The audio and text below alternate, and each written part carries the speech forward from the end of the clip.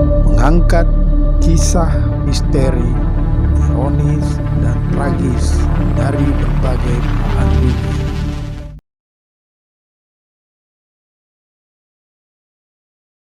Assalamualaikum warahmatullahi wabarakatuh. Salam revolusi akhlak. Kembali bersama saya Daeng Iwan dalam Kisah Gelap. Pada part 1 episode Mengingat Lupa, peristiwa berdarah kuda tuli, dikisahkan sikap dan pernyataan Megawati saat sedang berkuasa atas peristiwa kelam dalam sejarah demokrasi negeri ini. Kasusnya tak kunjung tuntas hingga kini.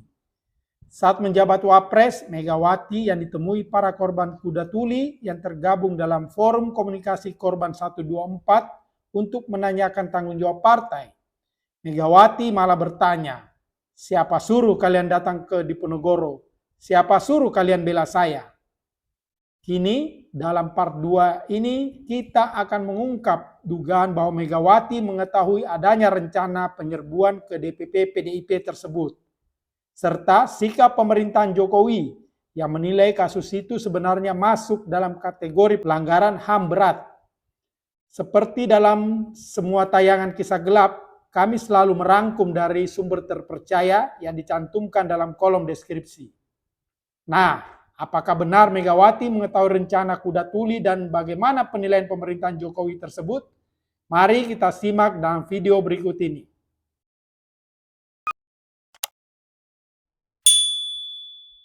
Mengutip artikel majalah Tempo dengan judul Diponegoro 58, suatu hari pada 1996, edisi 26 Juli 2004, Megawati diduga tahu rencana penyerangan kantor PDI pada 27 Juli atau dikenal peristiwa kuda tuli. Kala itu, Wakil Komandan Satgas PDI Promega, Susilo Muslim, yang merupakan mantan Mayor Komando Pasukan Gerak Cepat atau Kopasgat, melaporkan melalui sambungan telepon dengan terburu-buru adanya serangan terhadap kantor DPP PDI di Jalan Diponegoro 58 Jakarta Pusat, tempat dirinya sedang berada. Muslim mengaku baru saja menolak tawaran Komandan Kodim dan Kapolres Jakarta Pusat yang memintanya menyerah dan meninggalkan kantor itu. Dari kebagusan, Megawati memberi perintah, "Pak Muslim, Bapak tetap di tempat dan jangan melakukan apa-apa." Gagang telepon kembali diletakkan. Megawati ditemani oleh staf pribadinya, Ricardo, yang kemudian menjadi Wakil Sekjen Partai Nasionalis Bung Karno atau PNBK. Dalam situasi itu, Ricardo mencoba menghubungi kantor telepon ruang Ketua Umum di DPP PDI Jalan Diponegoro.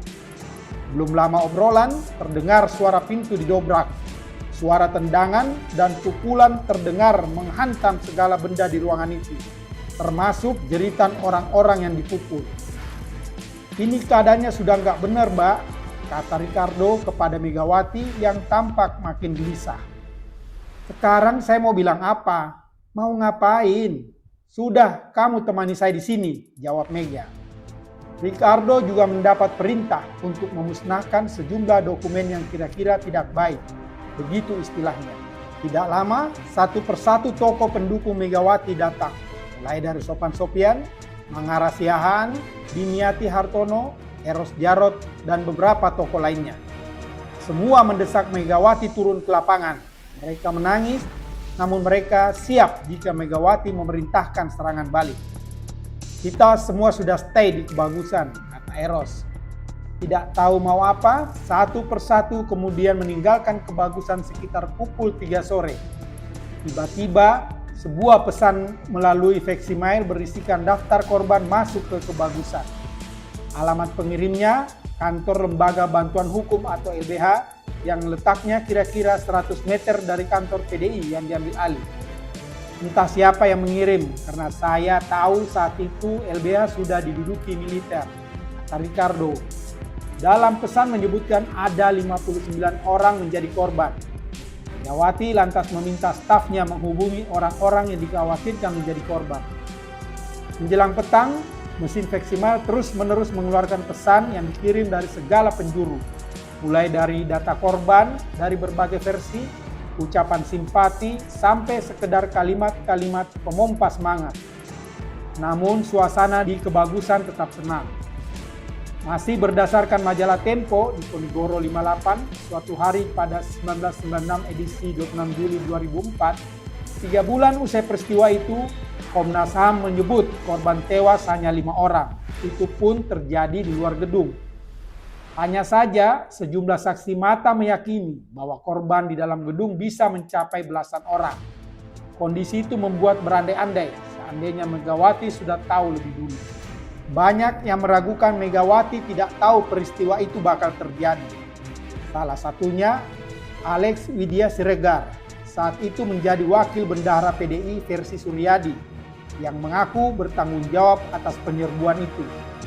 Pada 21 Juli 1996, Alex merekrut seorang bernama Sena Bella yang mengaku sebagai koordinator preman di Kebun Raya Bogor. Namun, Sena ternyata gagal membuktikan janjinya membawa 5.000 preman untuk membantu penyerbuan. Alex yang marah kemudian mengusir Sena. Sena ternyata langsung membelot ke kubu Mega dan membocorkan rencana penyerangan itu. Ketua Tim Pembela Demokrasi Indonesia atau TPDI, N.O. Tambunan mengatakan bahwa Megawati pernah berterus terang kepadanya. Saat itu Megawati mengaku mendapat informasi penyerbuan akan dilakukan pada hari Sabtu dari seorang mantan petinggi militer.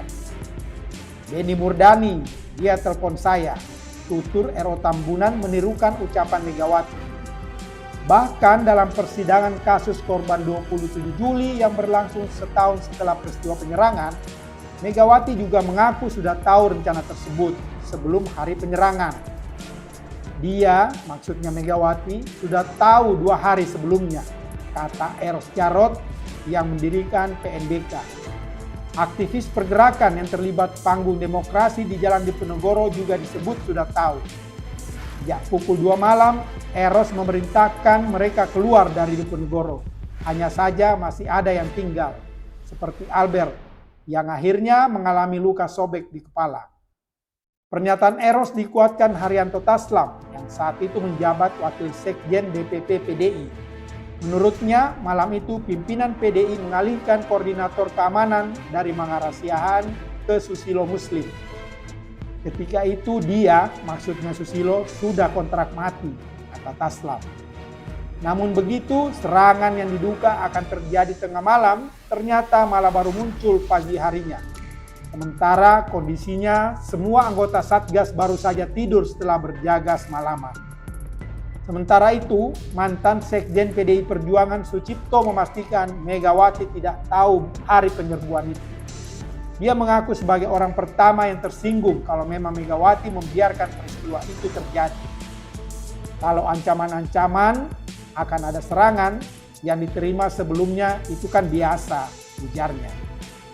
Soal kasus kuda tuli yang tak kunjung tuntas, Wakil Menkumham Edward Omar Sharif Hiaris pernah menjelaskan alasannya saat peringatan peristiwa kuda tuli pada Kamis 21 Juli 2022 lalu.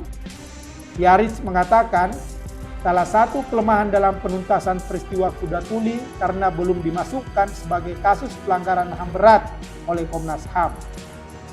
Komnas HAM sampai detik ini belum pernah merekomendasikan kasus 27 Juli ini masuk dalam pelanggaran HAM berat. Berdasarkan Undang-Undang Nomor 26 Tahun 2000, ini penyelidikannya adalah Komnas HAM, kata Hiaris. Hiaris melanjutkan, untuk masuk ke pengadilan HAM adalah keputusan Presiden. Dan ini adalah suatu mekanisme yang mau tidak mau adalah proses politik. Jadi setelah Komnas HAM merekomendasikan bahwa ini masuk dalam pelanggaran HAM berat, kemudian menyerahkan ke Kejaksaan Agung. Maka untuk pembentukan pengadilan HAM ini perlu persetujuan DPR. Jadi sangat kental dalam politik, beber Hiaris. Menurutnya peristiwa kuda tuli adalah kejahatan demokrasi. Dari perspektif pelanggaran HAM berat, kasus ini adalah kejahatan luar biasa sesuai Undang-Undang Nomor 26 Tahun 2000. Ini sangat mungkin masuk ke dalam kejahatan terhadap kemanusiaan karena ada serangan. Serangan itu dilakukan ke sipil. Yang ketiga, serangan itu dilakukan secara sistematis. Yang keempat, ada pengetahuan terhadap serangan tersebut. Maka saya pastikan ini masuk dalam kejahatan kepada kemanusiaan, urai Hiaris. Sementara itu, Komisioner Komnas HAM Sandra Moniaga mengatakan sejauh ini status kasus Kuda Tuli sebagai pelanggaran HAM berat baru bersifat kajian. Pada 2003 lalu memang ada rekomendasi kepada Komnas HAM menyelesaikan sejumlah kasus dugaan pelanggaran HAM berat seperti kasus Tanjung Priok, kasus Petrus, hingga kasus Dom Aceh. Yang Dom Papua juga belum dilakukan penyelidikan. Begitu pula 27 Juli belum juga melakukan penyelidikan, kata Sandra. Menurutnya, penyelidikan pro justisia terhadap Kuda Tuli belum dibahas lagi oleh Komnas HAM.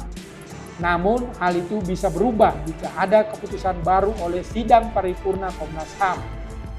Kalau pro justisia ini tidak boleh dilakukan satu komisioner saja. Itu putusan sidang paripurna dan tim dilakukan penyelidikan, pungkasnya.